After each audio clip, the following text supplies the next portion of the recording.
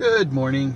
Today is Tuesday, September 16, 2008.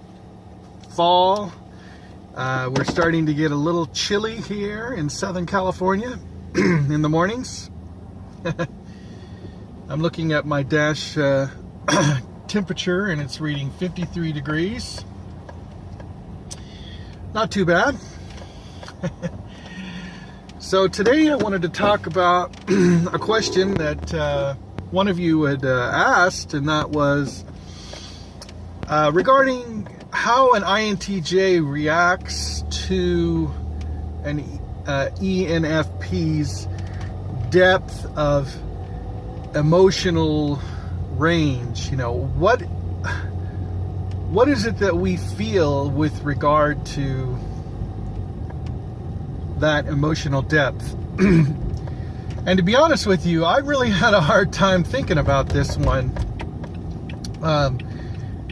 The individual who asked was asking, like, well,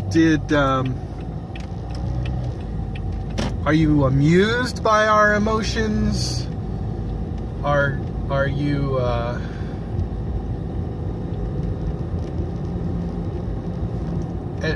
intimidated? I think it was intimidated, but yeah, I think this one I had to ask my wife. So her understanding, being married to me for 24 and a half years, is that she said I'm terrified of basically I'm terrified of her emotions, and because the reason being is that I feel so deeply. That's what she said. I found that interesting because here she's the one with the expressive depth of emotion, and it's taken her a while, but she realizes that I have that same depth of emotion as well. The problem, of course, is that I feel everything. That's the paradox of the INTJ. We feel everything, but we don't express any of it. Okay. Or rather, we don't really have the tools to express it. We learn over time how to express our emotions, and that is certainly a goal, to shoot for, to be able to be fully in touch with one's emotions, as an ENFP is. I can think of a couple instances, well, more than a couple, where my wife has, taken a turn for the more deep emotions, and I am, what I do is I make it a goal each time to try to listen and just sit there and listen as much as I can, and one of the things is reflecting that emotion, and that's something that's really hard as an INTJ, because being around an ENFP and all that emotion coming out, and like, let's say it's sadness or frustration or anger or all three at once, the floodgates open. Let's just say the floodgates are open with the ENFP, and it's all coming out. And,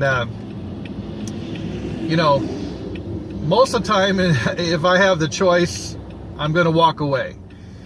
But I've learned that is not the first choice for me anymore.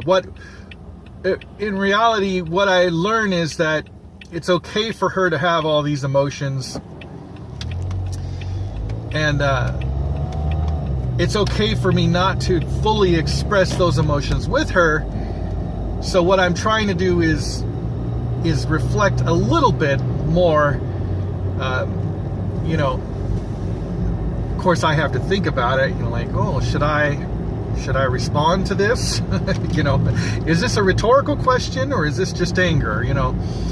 That is always a really hard thing for the INTJ, because we're always taking everything so literally, like, is she mad at me? Because most of the time it feels like, I'll have to be honest, most of the time it feels like I am the cause of my partner's frustrations, her frustrations, and then, what I've learned over time is that, she's just expressing so many things, really trying to pinpoint her own cause of her distress. And if I happen to be in the mix of that, so be it. But it doesn't mean that I'm necessarily the sole cause of that.